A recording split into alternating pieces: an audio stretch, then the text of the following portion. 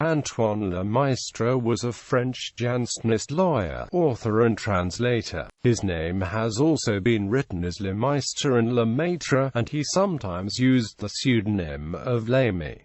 Background and early life. Le Maistre was the son of Isaac Le Maistre, a king's counsellor, and of Catherine Arnaud, who was the eldest daughter of the lawyer Antoine Arnaud and the granddaughter of another Antoine Arnaud, Seigneur de la Motte. The Arnolds were a family of the less nobility which had come to Paris from the Auvergne during the 16th century. Le Maistre's grandfather Arnaud, a well-known lawyer, defended the University of Paris against charges laid by the Jesuits in 1594 and presented his case so forcefully that his defense has been called the original sin of the Arnolds. He married Catherine Marie and Audrey, and they had 20 children, of whom 10 died young. All but one of the 10 surviving children were connected with the Jansenist abbey of Port-Royal des Champs. In 1629, Arnold's widow, Le Maistre's head mother, became a nun at Port-Royal de Paris, where she died in 1641. Among her children were Antoine Arnaud, called the Great Arnaud, the leading Jansenist theologian of the 17th century in France, Jacqueline Marie Angélique Arnaud, known as Mère Angélique, who became abbess of Port-Royal des Champs, transferred the religious community to Paris and made it into a great centre of Jansenism. Jean-Catherine Agnes Arnaud, known as Mère Agnes, also an abbess of Port-Royal, Henry Arnaud, who after a diplomatic career was ordained as a priest and went on to become Bishop of Angers, and 3 other daughters who became nuns of Port-Royal des Champs. At the age of 7, the young Le Maistre moved with his mother and brothers into the household of his grandfather Antoine Arnaud and was brought up there. Influenced towards a career in the law after his grandfather's death, Le Maistre also considered going into the church, but he trained as a lawyer. Career. Le Maistre quickly became a famous young advocate, with Gez de Balzac writing of him that his powerful, rich and magnificent harangues would have aroused jealousy in Cicero and Demosthenes. But at the time of the civil war called the Fronde, Le Maistre spectacularly gave up the bar and retired to Port-Royal at the instigation of Jean du Verger de Hauran, abbot of Saint-Cyran, placing himself under Saint-Cyran's spiritual direction.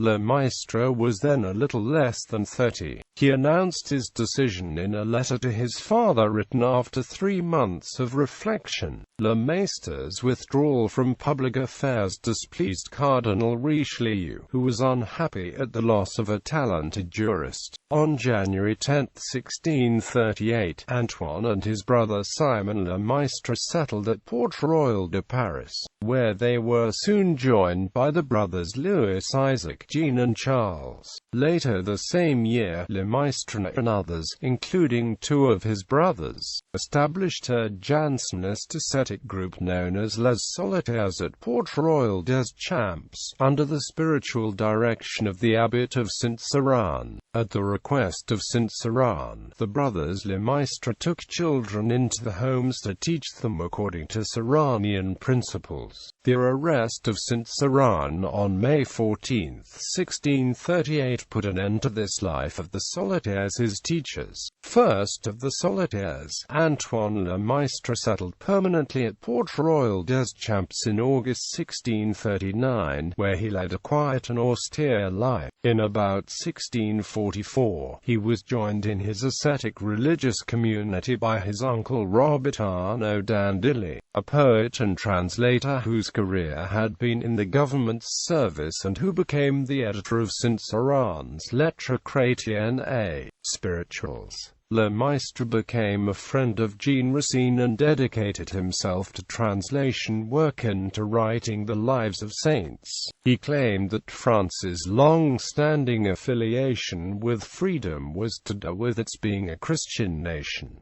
He wrote, with his cousin Angélique de Saint-Jean, Lemaistre persuaded their aunt Angélique Arnaud, abbess of Port-Royal, to write an autobiography, which was mostly the story of her community's heroic resistance in the face of its religious tribulations. In 1656, an anti-Jansenist campaign was mounting in France, and Lemaistre went into hiding in Paris with his uncle Antoine Arnaud, then on trial for Jansenist views before the Faculty of Theology in Paris, and with the philosopher Pascal, who before that had been living at Port-Royal.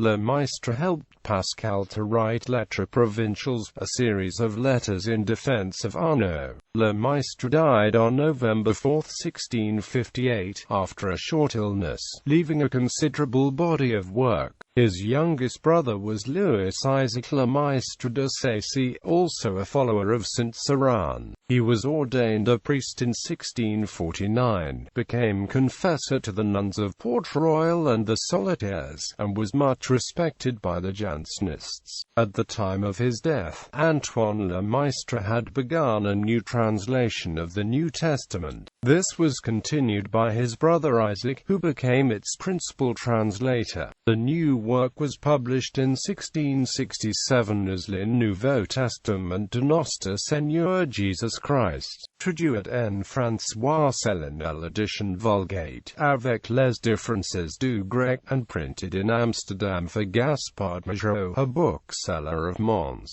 It thus became known as the Nouveau Testament de Mons, or the Testament of Mons. Likenesses. Lemaistre's portrait was painted by Philippe de Champaigne, a painter who was closely connected with Port-Royal des Champs. A copy exists, but the original is lost.